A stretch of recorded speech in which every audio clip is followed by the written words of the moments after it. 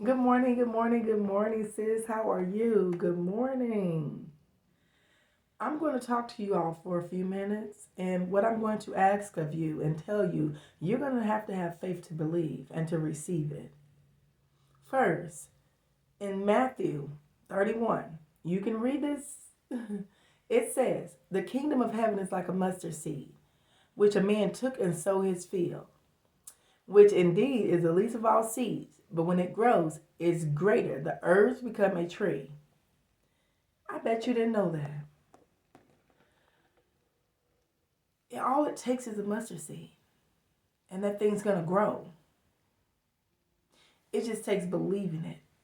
Even when you don't feel it, even when your heart hasn't received it yet, just believe it.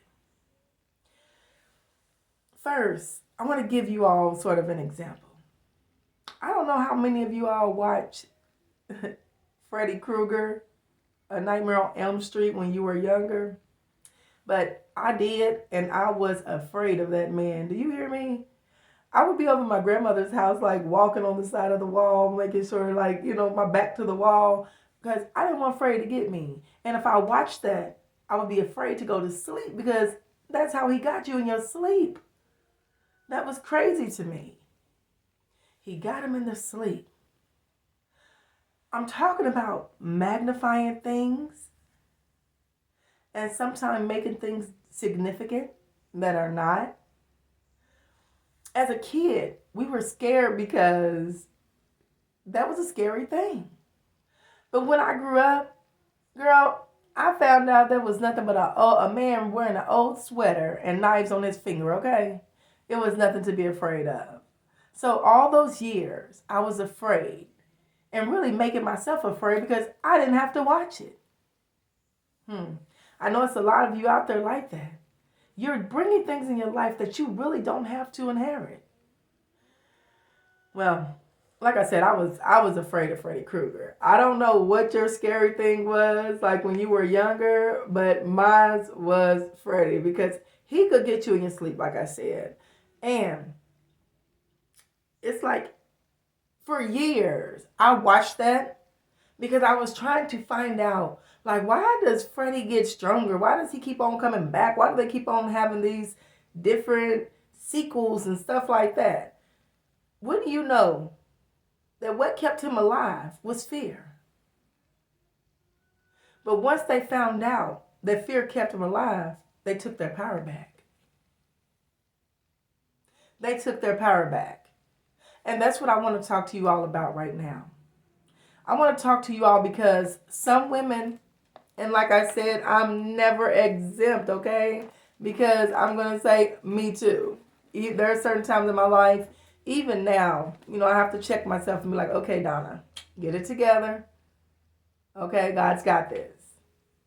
Well, a lot of women don't realize that even at a young age, Satan sowed things into our lives. I don't know if you were molested, if you were beat, if you just weren't brought up good, you were in a bad situation, right? That's him putting the tares into good ground. And as nurturers, we've learned to nurture those things. We've tried to, we want to revive something that isn't even worth the effort. It's really not. Sometimes we're trying to revive things that need to stay dead, that we need to cut off. You got things in your life that you should have cut a long, long time ago, right? I know I do. There were things that I needed to cut and I just really didn't want to. And sometimes we act as the nurturers and it really just sucks the life out of us. It really does. No matter how it wears you down, you keep pouring more of yourself into it. And you end up nurturing something that needs to be neutered, cut, a bad relationship, healthy lifestyle, unhealthy lifestyle. It's just there are some things that need to be cut. And there's all kind of negative situations that need to be cut. Many women find it difficult, to confront these issues because as nurturers, we always put everybody else above us. We put people's needs above ours. We put their comfort above ours. And it sounds like the unselfish thing to do, right? It sounds like that's what we should do. But many times it's like you being, well, suffering from low self-esteem, but putting a dress on, you're really just dressing up low self-esteem. You haven't changed anything because you put that dress on. Learning to cut things is something that everybody needs to do. Not just women, but a lot of us women. And I'm challenging you to do that. I'm challenging you to cut some things in your life. I'm asking you to do this because without cutting things in your life, you're not going to go to that next level in life. You're not going to be able to just sustain.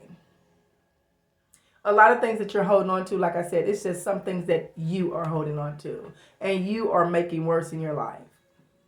Okay?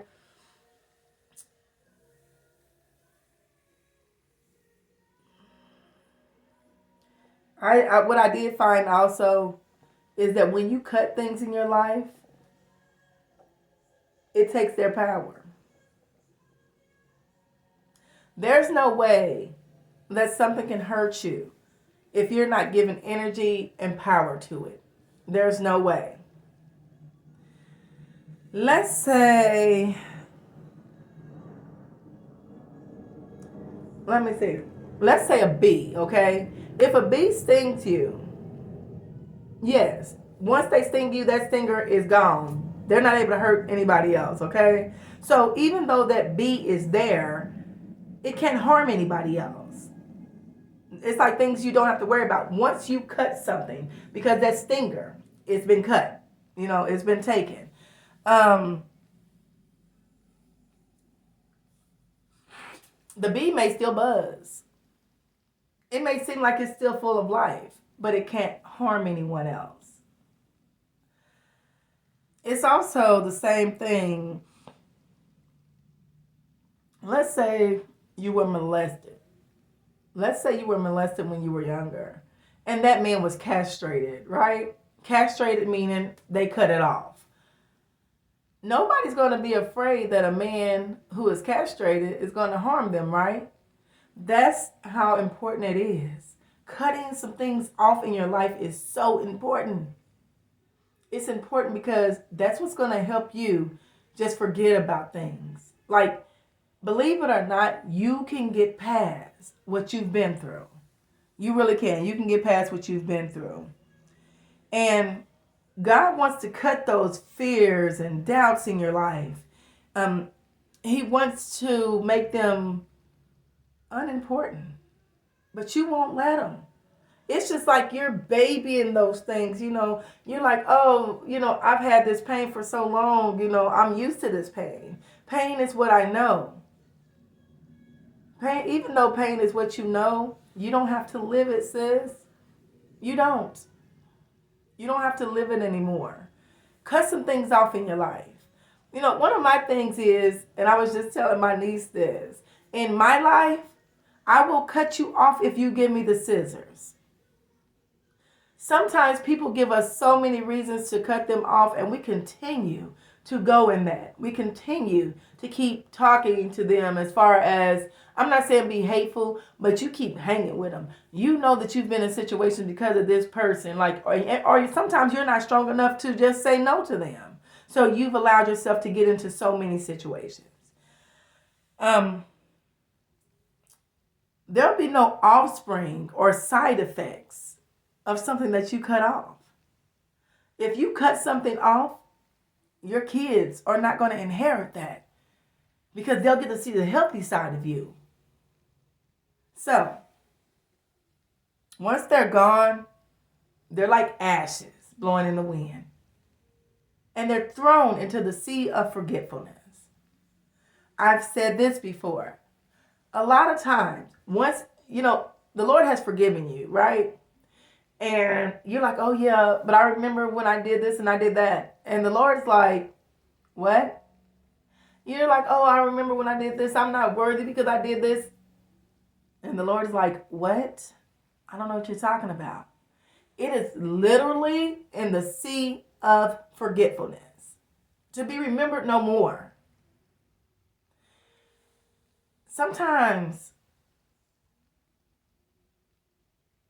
we torment ourselves based off of what we've been through. Quit tormenting yourself. I'm asking you to do that. When life seems unfair or it seems uncertain, don't be dismayed by the things that you can cut off. I love you, sis. I love you, love you, love you.